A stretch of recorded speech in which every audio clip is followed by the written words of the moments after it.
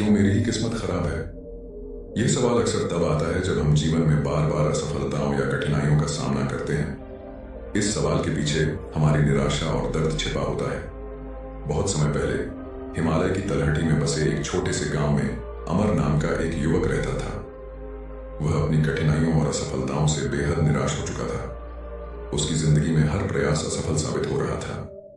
खेती में नुकसान, व्यापार में घाटा, परिवार में तनाव, उसे हर दिशा से सिर्फ निराशा ही हाथ लग रही थी। चाहे वह कितना भी मेहनत करता, उसे ऐसा लगता कि उसकी किस्मत उसका साथ नहीं दे रही थी। अमर बचपन से ही एक जुझारू व्यक्ति था। उसने कभी हार नहीं मानी थी, लेकिन अब उसकी आशाएं कमजोर पड़ने लगी थीं।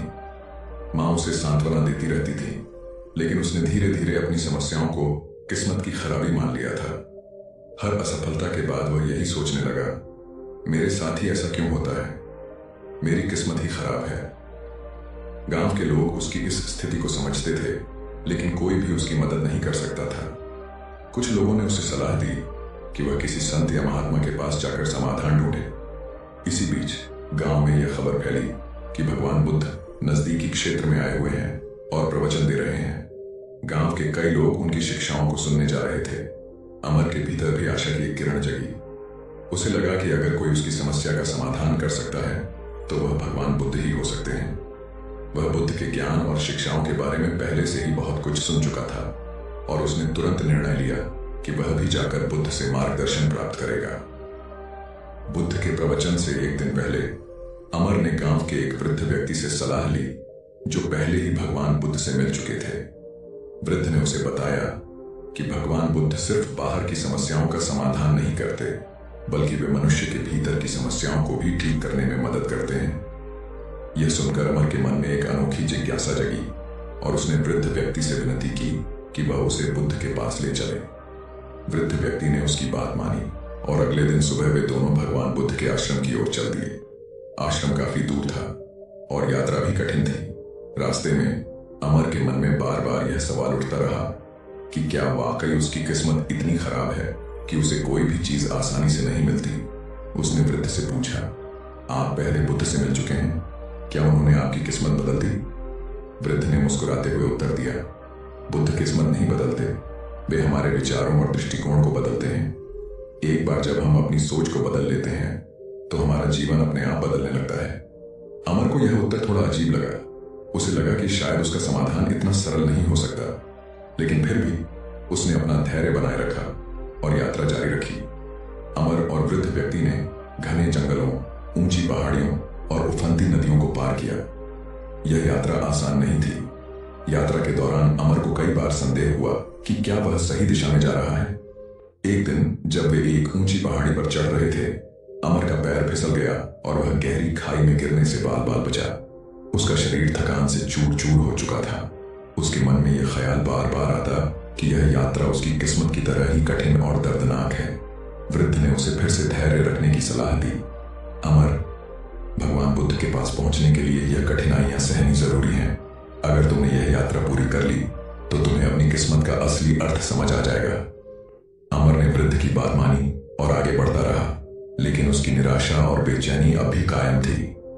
उसे लग रहा था कि हर कदम के साथ उसकी थकान और चिंता बढ़ती जा रही है। कई दिनों की यात्रा के बाद आखिरकार अमर और वृद्ध व्यक्ति भगवान बुद्ध के आश्रम पहुंचे। आश्रम का वातावरण शांत और दिव्य था। वहां सैकड़ों लोग बुद्ध के प्रवचन सुनने के लिए आए हुए थे। बुद्ध का चेहरा अत्यंत शांत और करुणामय था। उनकी उपस्थिति में एक अजीब सी शांति थी जो हर किसी के दिल को छू रही थी। अमर ने जब बुद्ध को देखा तो उसकी सारी थकान और निराशा जैसे एक पल के लिए गायब हो गई। वह बुद्ध के चरणों में गिर पड़ा और रोते हुए बोला, भगवान, मेरी किस्मत इतनी खराब क्यों है? मैं कितनी भी मेहनत करूं, मुझे कभी सफलता नहीं मिलती। मेरे जीवन में सिर्फ दुख ही दुख है। बुद्ध ने ध्यानपूर्वक उसकी बात सुनी और शांत स्वर में पूछा, तुम्हें अपनी किस्मत खराब क्यों लगती है अमर? अमर ने अपने जीवन की सारी परेशानियां बुद्ध के सामने रख दी। उसने बताया कि कैसे उसकी खेती में नुकसान होता है, व्यापार में घाटा होता है और व्यक्तिगत जीवन में भी उसे कोई संतोष नहीं मिलता। बुद्ध ने उसकी हर बात को ध्यान से सुना, लेकिन उन्होंने तुरंत कोई उत्तर नहीं दिया। बुद्ध ने कुछ देर तक मौन साधे रखा, फिर धीरे से बोले, अमर, तुम्हें लगता है कि तुम्हारी किस्मत खराब है, लेकिन क्या तुमने कभी सोचा है कि किस्मत का असली अर्थ क्या है? अमर ने अनिश्चित स्वर में उत्तर दिया, भगवान, मेरी किस्मत वह है जो मुझे असफलताओं और दुखों में धकेलती है। चाहे मैं कितनी भी मेहनत कर लूं, मेरी किस्मत मुझे हमेशा निराश करती है। बुद्ध ने मुस्कुराते हुए कहा, अमर, किस्मत सिर्फ वह नहीं है जो तुम्हें बाहर से दिखाई देती है। किस्मत तुम्हारे कर्मों और विचारों का परिणाम होती है। जब तुम अपने कर्मों को सही दिशा में करते हो तो किस्मत भी तुम्हारे अनुकूल हो जाती है। अमर ने प्रश्न किया, लेकिन भगवान, मैं तो हमेशा अच्छे कर्म करने की कोशिश करता हूं, फिर भी मेरी किस्मत मेरा साथ क्यों नहीं देती? बुद्ध ने उत्तर दिया, अच्छे कर्म करने का मतलब सिर्फ बाहरी कर्म नहीं है, बल्कि तुम्हारे मन और विचार भी उसी दिशा में होने चाहिए। अगर तुम्हारे मन में निराशा और असंतोष है तो तुम्हारे अच्छे कर्म भी तुम्हें पूरी तरह से सफल नहीं बना सकते। तुमने अपने भीतर की शांति खो दी है और इसी कारण तुम्हें अपनी किस्मत खराब लगने लगी है। बुद्ध ने अमर को समझाते हुए एक पुरानी कहानी सुनाई। बहुत समय पहले एक राजा था जिसका नाम सम्राट सूर्यदेव था। वह राजा बहुत शक्तिशाली और धनी था, लेकिन उसे हमेशा लगता था कि उसकी किस्मत खराब है। उसने जितनी भी समृद्धि और शक्ति अर्जित की, उसे कभी भी संतोष नहीं मिला। बुद्ध ने अपनी कहानी को आगे बढ़ाते हुए कहा, राजा सूर्यदेव के पास सब कुछ था, धन, सेना, वैभव और एक विशाल राज्य। फिर भी उसके मन में हमेशा एक बेचैनी बनी रहती थी। उसे यह महसूस होता था कि उसकी किस्मत कभी उसका साथ नहीं देती। चाहे वह कितनी भी कोशिश कर ले, उसे कभी सच्ची खुशी नहीं मिलती थी। वह रातों को सो नहीं पाता था और दिन में भी उसका मन शांत नहीं रहता था। उसने अपने राज्य के सभी संतों और विद्वानों को बुलाकर यह जानने की कोशिश की कि उसकी किस्मत क्यों खराब है, लेकिन कोई भी उसे संतोषजनक उत्तर नहीं दे सका। एक दिन उसे एक महान ऋषि के बारे में पता चला जो हिमालय की गुफाओं में तपस्या कर रहे थे। राजा सूर्यदेव ने तुरंत उन ऋषि से मिलने का निर्णय लिया और उनके पास जाकर पूछा, हे महात्मन, मेरे पास सब कुछ होते हुए भी मैं दुखी क्यों हूं? मेरी किस्मत मुझे हमेशा असफलता और निराशा में क्यों धकेलती है? बुद्ध ने मुस्कुराते हुए अमर की ओर देखा और फिर कहानी को आगे बढ़ाया।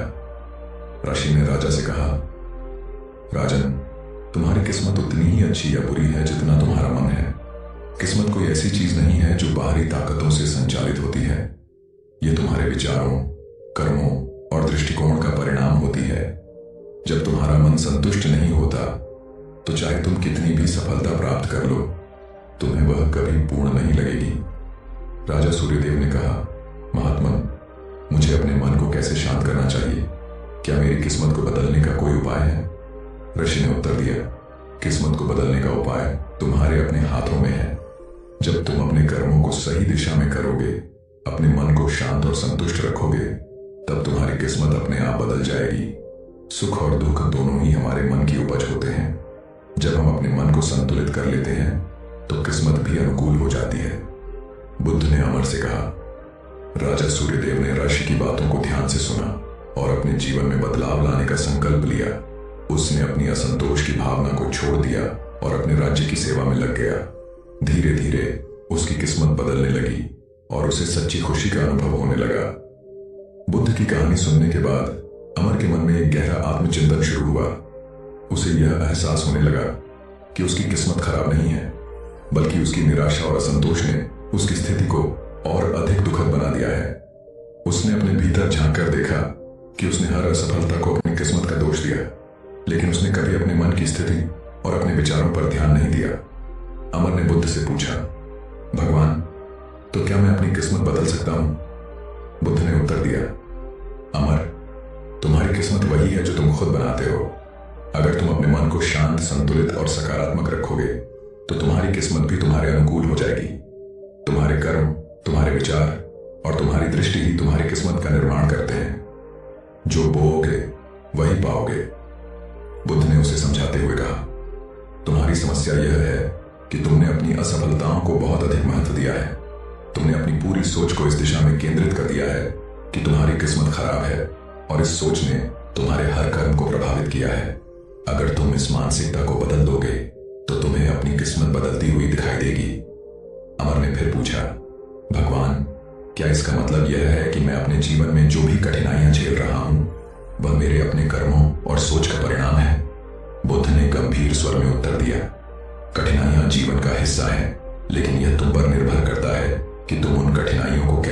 हो। अगर तुम उन्हें अपनी किस्मत का दोष मानते हो तो वे तुम्हें हमेशा पीड़ा देंगी, लेकिन अगर तुम उन्हें जीवन के सबक के रूप में स्वीकार करते हो और उनसे सीखते हो तो वे तुम्हें मजबूत बनाएंगी और तुम्हारी किस्मत बदलने का मार्ग दिखाएंगी। अमर ने बुद्ध की बातों को गहरे से महसूस किया और उसने निर्णय लिया कि अब वह अपनी किस्मत का दोष नहीं देगा, बल्कि अपने कर्मों और विचारों को सकारात्मक दिशा में ले जाएगा। उसने बुद्ध के चरणों में प्रणाम किया और उनके उपदेशों का पालन करने का संकल्प लिया। जब अमर अपने गांव लौट रहा था तो उसे अपनी यात्रा की कठिनाइयों का भी अर्थ समझ में आने लगा। हर मुश्किल, हर चुनौती उसे यह सिखा रही थी कि जीवन में कठिनाइयां हमेशा आएंगी, लेकिन यह हम पर निर्भर करता है कि हम उन्हें किस तरह से लेते हैं। गांव लौटने के बाद अमर ने अपने जीवन में बड़े परिवर्तन किए। उसने सबसे पहले अपनी खेती में नए तरीके अपनाए और अपने काम को पूरी लगन और धैर्य से किया। जहां पहले वह छोटी छोटी असफलताओं से निराश हो जाता था, अब वह हर असफलता को एक नई सीख के रूप में लेने लगा। उसका दृष्टिकोण बदल चुका था और इसके परिणाम स्वरूप उसकी मेहनत रंग लाने लगी। गांव के लोग उसकी इस नई सोच और काम के तरीके को देखकर हैरान थे।